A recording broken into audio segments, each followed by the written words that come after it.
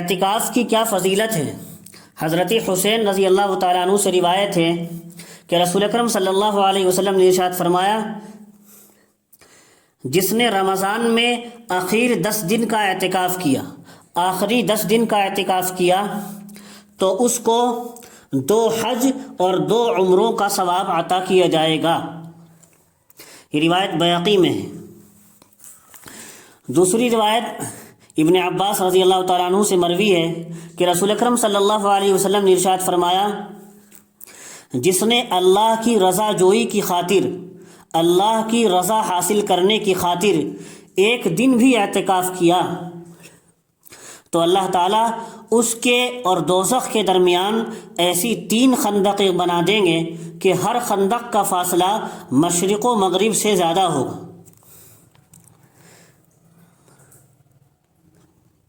یہ روایت بیہقی میں بھی ہے اور الترغیب والترغیب میں بھی۔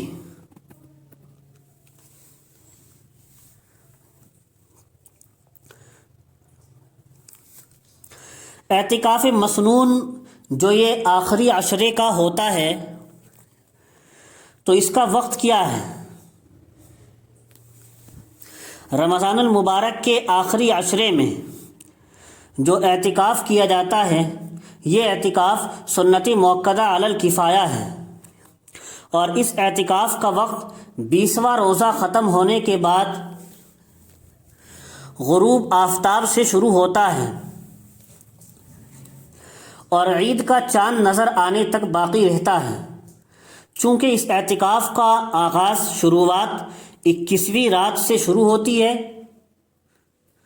آغاز اس کا 21ویں رات سے ہوتا ہے اور رات آفتاب غروب ہونے کے بعد ہی شروع ہو جاتی ہے، سورج چھپنے کے بعد۔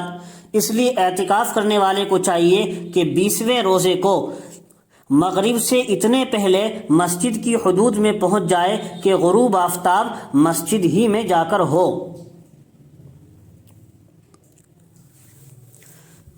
اعتکاف یہ سنت مؤکدہ علی الکفایہ ہے، ابھی آپ کو بتلایا۔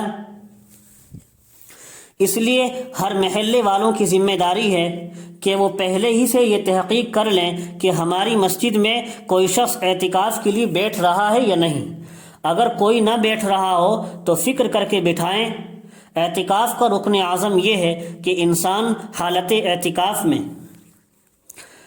حدود مسجد میں ہی رہے، مسجد کے حدود میں ہی رہے، اور ضروری حاجات کے سوا 1 لمحے کے لیے بھی مسجد کی حدود سے باہر نہ نکلے، کیونکہ اگر معتکف 1 لمحے کے لیے بھی ضروری حاجات کے بغیر حدود مسجد سے باہر چلا جائے گا تو اعتکاف ٹوٹ جائے گا۔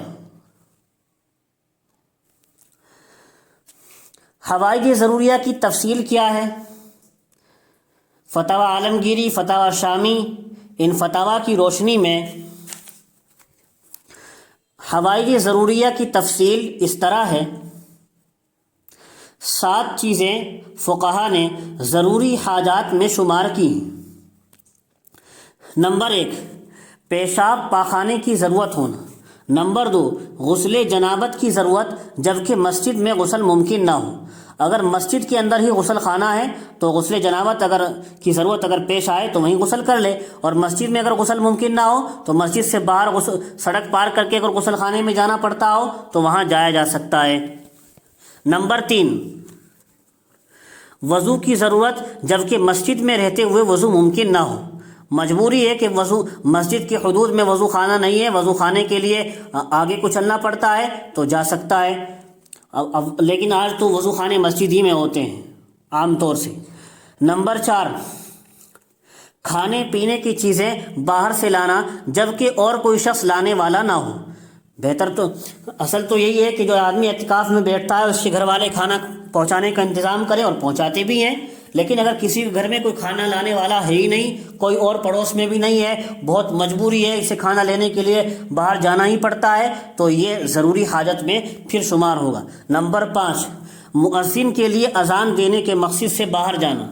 اگر یہ اعتکاف تو کر رہا ہے اس مسجد میں اور مؤذن دوسری مسجد میں ہے تو اسے سڑک پار کر کے کچھ فاصلے سے چل کر دوسری مسجد میں جانا پڑتا ہے۔ یا حدود مسجد سے باہر نکلنا پڑتا ہے۔ نمبر 6، جمعہ کی نماز کے لیے دوسری مسجد میں جانا جبکہ اس مسجد میں جمعہ نہ ہوتا ہو۔